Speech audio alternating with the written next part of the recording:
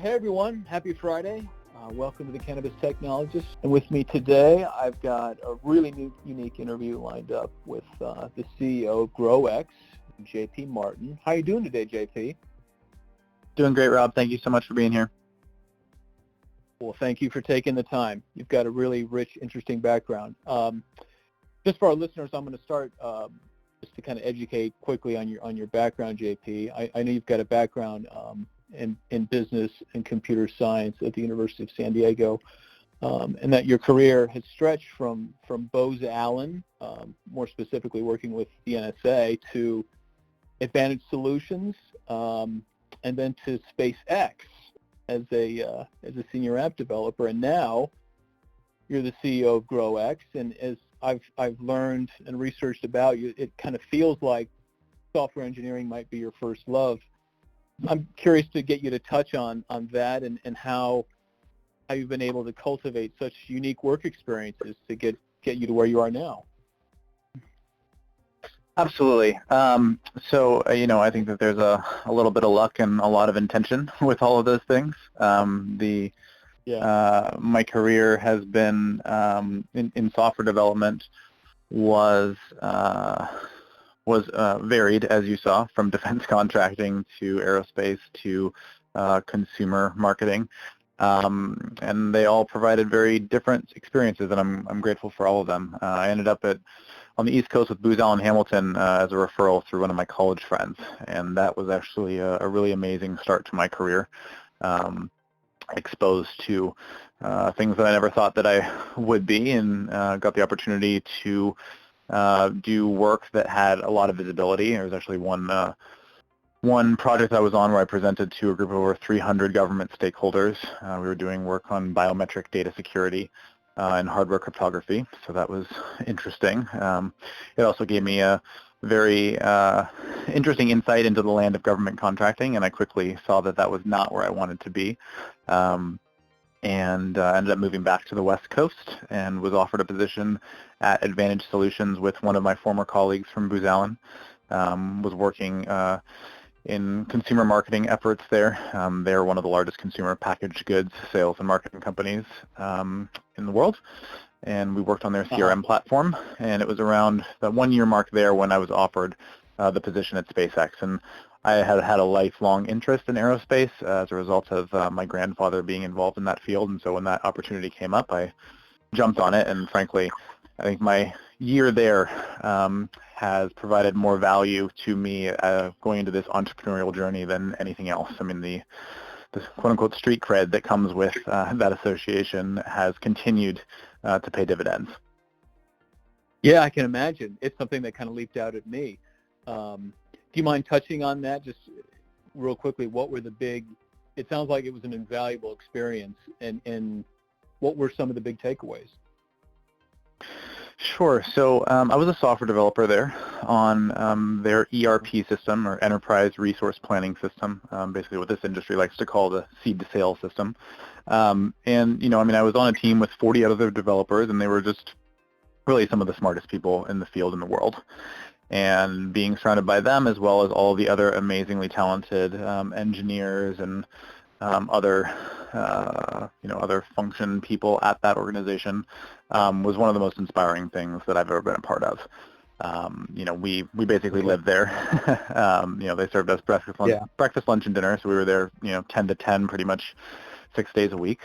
And wow. I've never felt so motivated to work those hours in my entire life, because everyone there was really there because they believed in the mission. Everybody wanted to get to Mars. Everybody believed in the dream of space travel and low-cost space travel, and being a part of that was just absolutely awe-inspiring.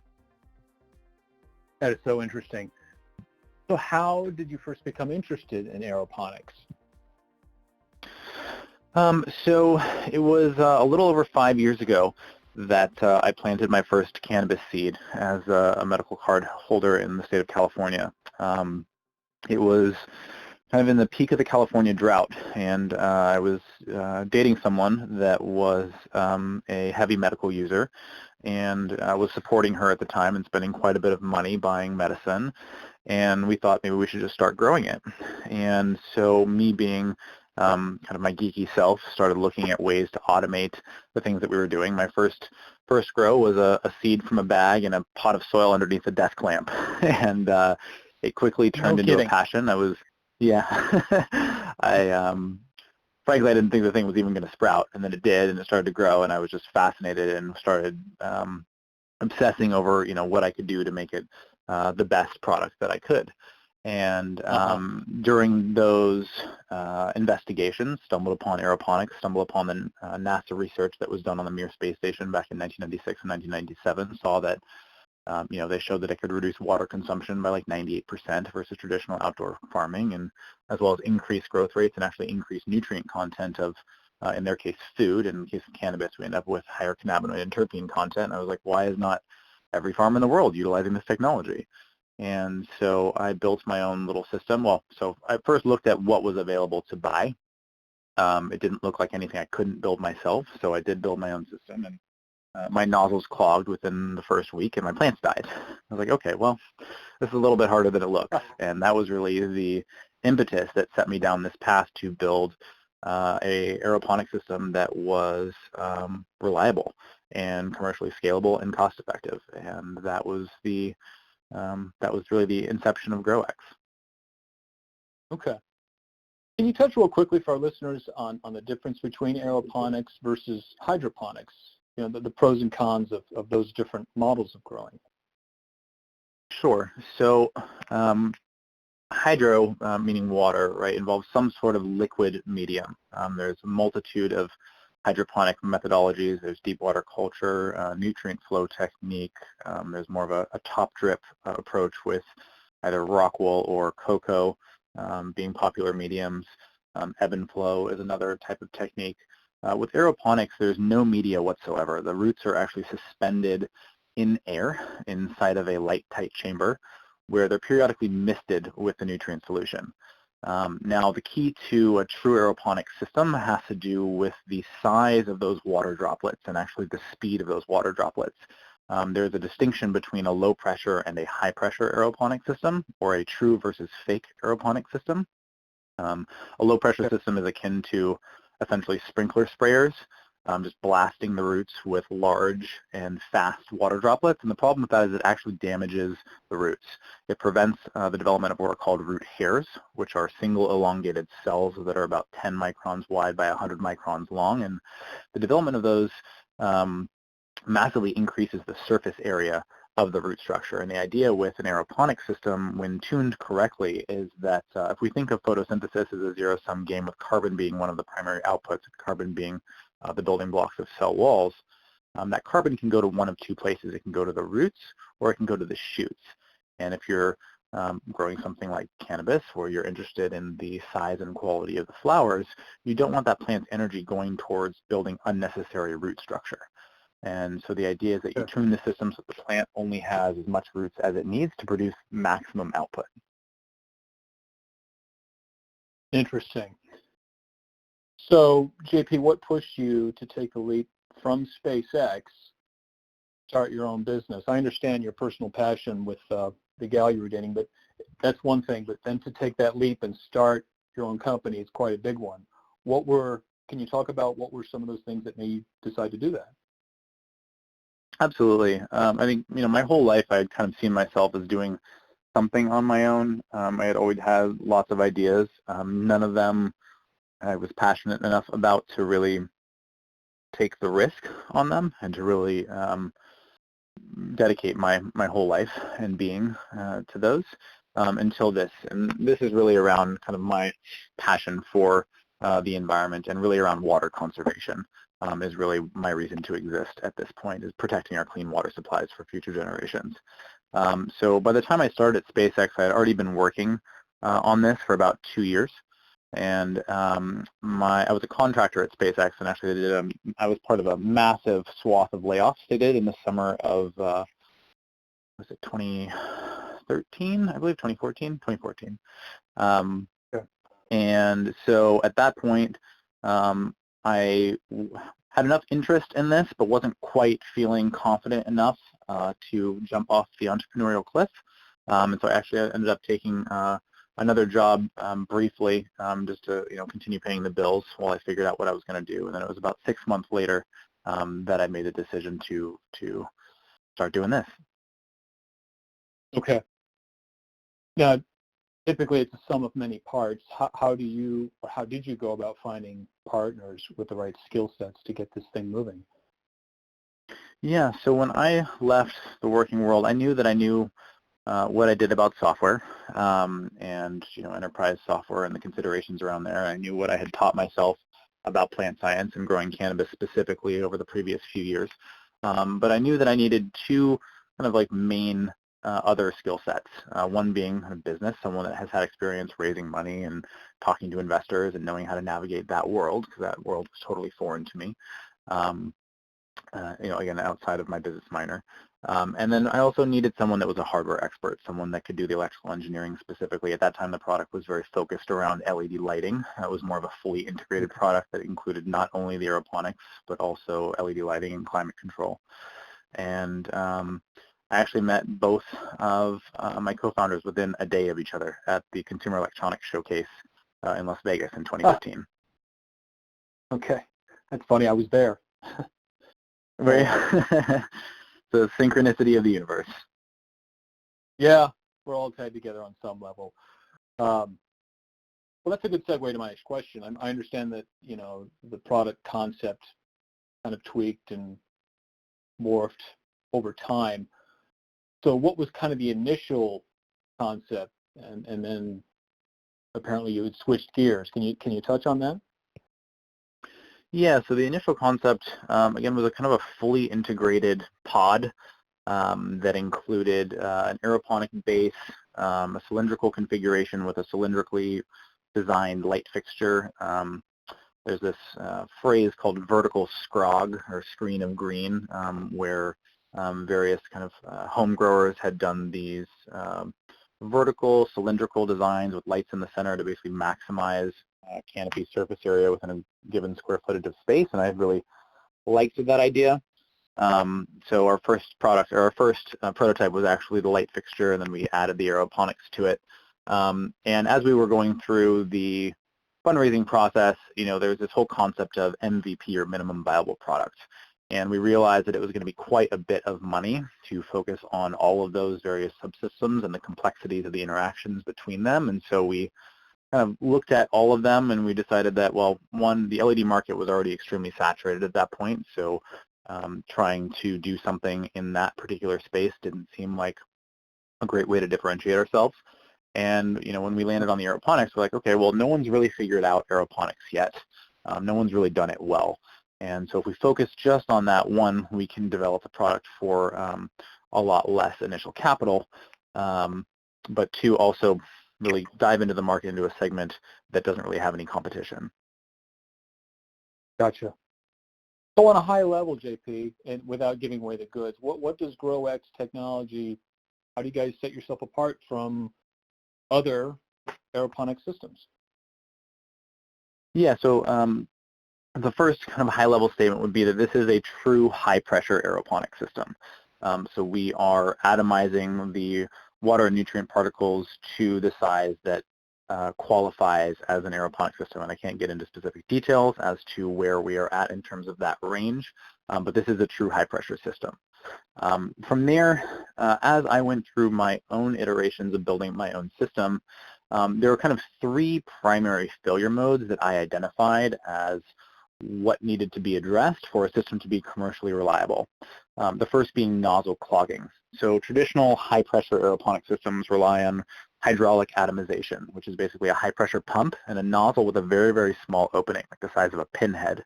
And the problem with that, as you might imagine, is that's very prone to clogging. And even if you're filtering out everything and using synthetic nutrients, over time the calcium and the magnesium will build up and clog that nozzle. And obviously the nozzles clog, your roots dry out, your plants die. So that was the first problem we sought to overcome. We actually landed on a technology that was originally designed for jet engine aircraft fuel injectors back in the 1970s, to the point where we've completely eliminated the nozzle clogging issue, and we can run organic additives such as cold pressed seaweed through our nozzles without any sort of issue of clogging.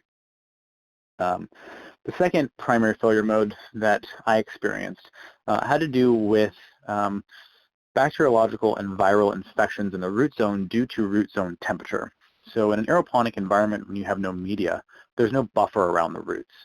And so it's very critical that those roots stay climate controlled to the temperatures of their liking to ensure that pathogens are not being encouraged to grow. So where every aeroponic system that I've seen on the market is basically just a plastic box. And when you put that underneath lights, you're effectively creating a root oven.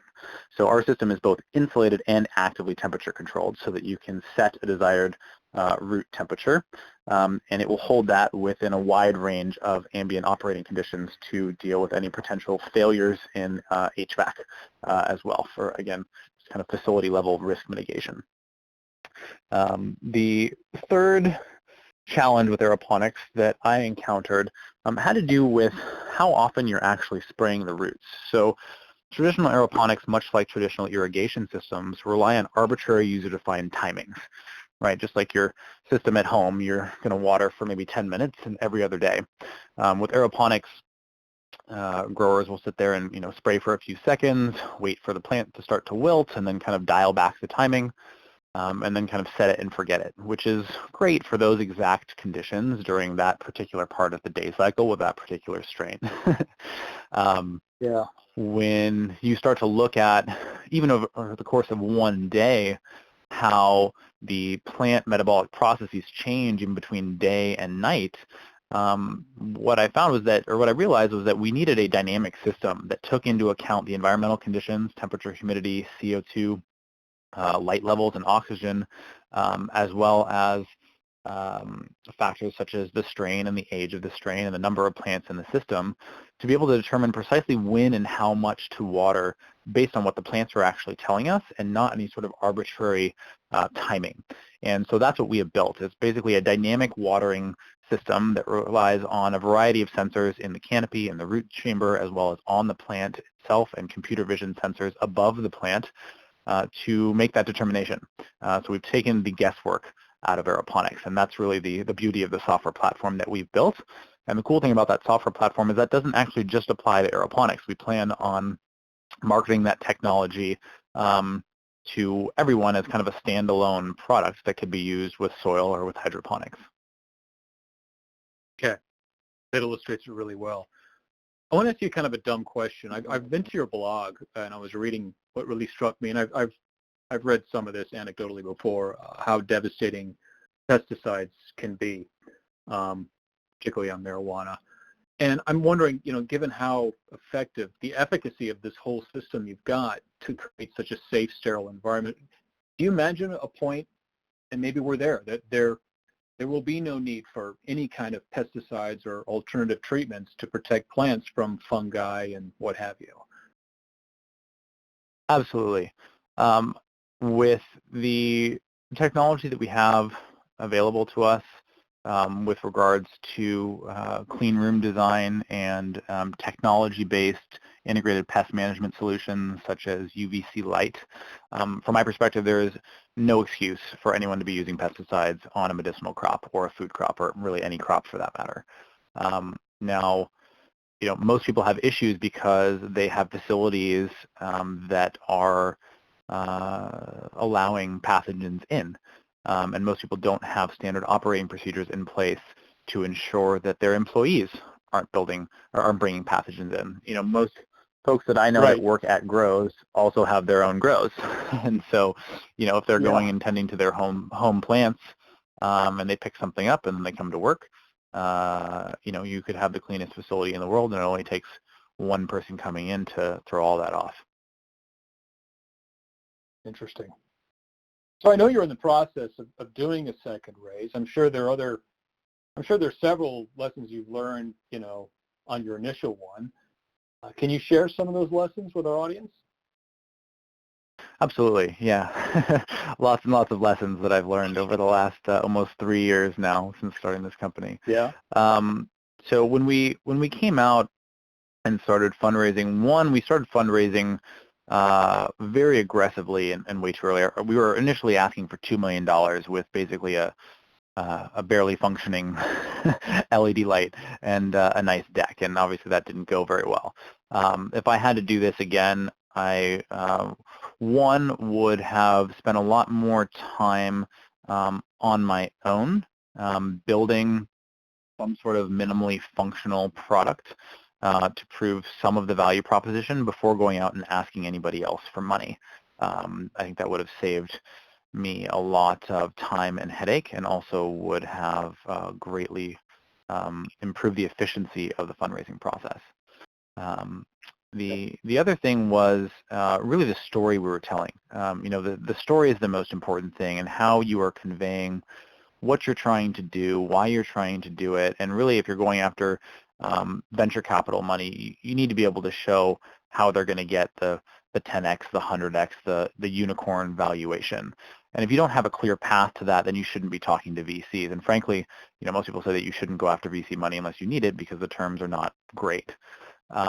Right. For us, with our story, our vision has always been beyond cannabis. Cannabis is wonderful. I have a lot of close personal ties to the plant for medical reasons. But again, my reason to exist has to do with water. And we start to look at all of the other crops that are grown and the impact that they have on the environment, both in terms of the water that they consume and the pesticides required to grow them. There's a much bigger target and much bigger vision there. And at the beginning, we really didn't have that story well defined in terms of how we were going to go from cannabis to that market. And actually, originally, again, we started fundraising 3 years ago. The legal landscape was very different. And so the pitch was structured as like, okay, we're this ag tech company. There's a problem with water. We have this technology that's going to save X, Y, Z. Oh, by the way, we're entering the market through cannabis. And a lot of investors were actually vocally upset about the fact that we kind of just waited until the end of the presentation to slip that in there, and felt like they had been misled a bit. That was hard for us because it was, it was tricky, right? This is really our long-term vision. We're not trying to focus on cannabis. We're not a cannabis company. We are an ag tech company, and that's been, a big part of our branding and marketing efforts. We're just a technology provider, but choosing to focus on the crop that has the highest margins, because any new hardware product is expensive. And when really about a year ago, when we decided to join the Gateway Incubator program, we shifted that narrative. Gateway was very good at getting our story very succinct, and the focus became much more of, this is what we're doing, we're entering through cannabis, and then, by the way, we have this much larger vision after cannabis, so you can see how this scales. And when we made that very minor but very important change, the money just started pouring in. Fascinating. The baggage comes with the industry, and as you know, it's changing over time. But yeah, sometimes there is that intrepidation when you bring in the big C word. But yeah, interesting lesson. It was really unfortunate for us. We've talked to almost all of the major funds in Silicon Valley, and there were quite a few that were like, this is awesome, we love it, and then they went to their legal department, and legal said no way, despite the fact that we are still technically an ancillary business, right, with no hands on the plant. And that's been frustrating, and has questioned my resolve a few times. And I've questioned, like, if going the cannabis route has hurt the scalability of the business. But I remain firm in my decision, and I think that we're definitely on the right track. The market has spoken. We've got quite a few clients lined up at this point for our beta that we hope to launch this summer, and are working diligently to meet those deadlines.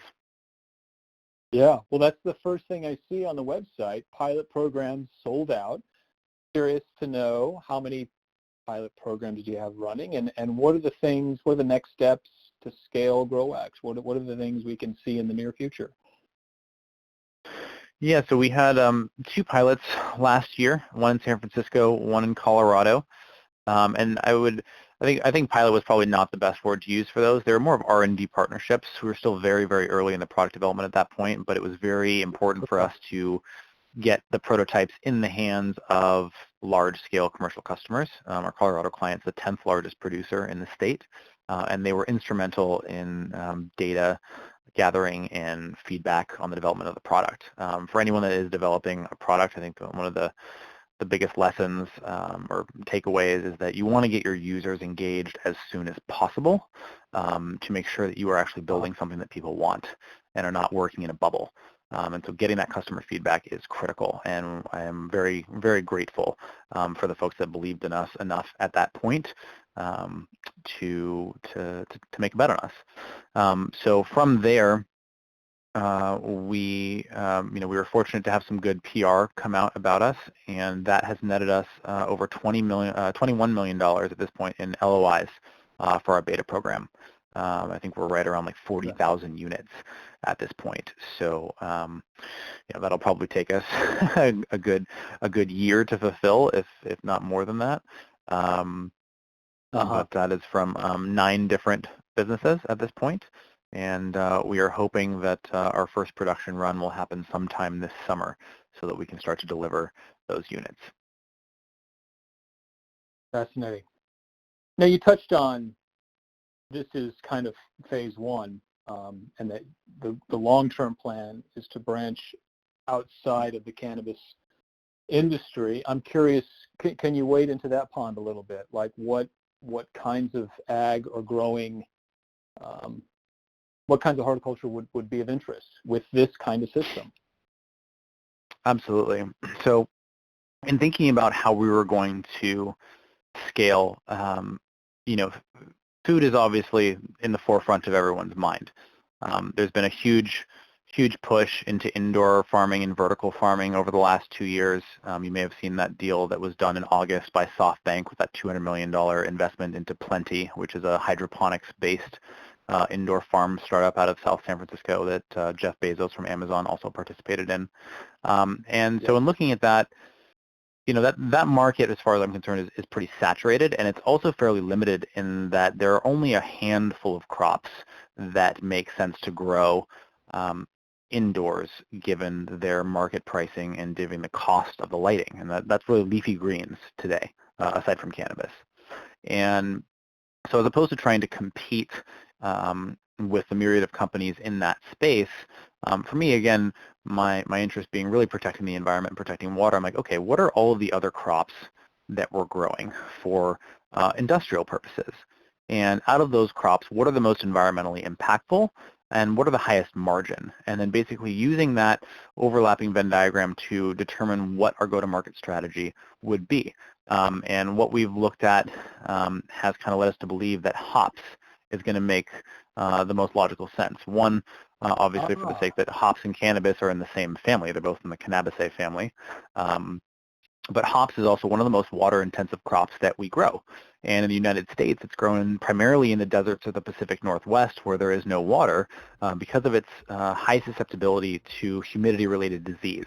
That's actually caused global shortages of hops the last few years when combined with the massive explosion in the craft brew industry.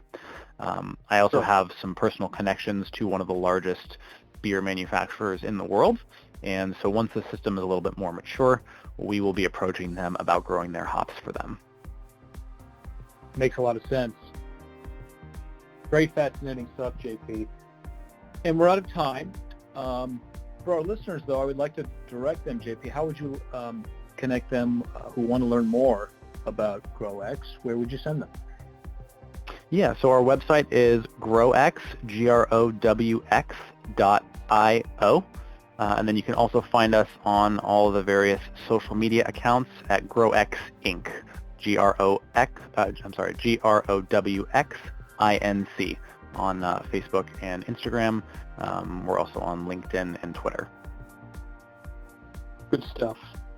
Really appreciate it, JP. Thanks so much for the education. I'm really excited about what's in front of GrowX. We'll be watching you.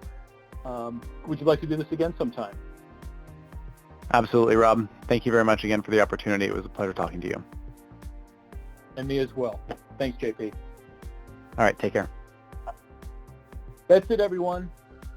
See you next time.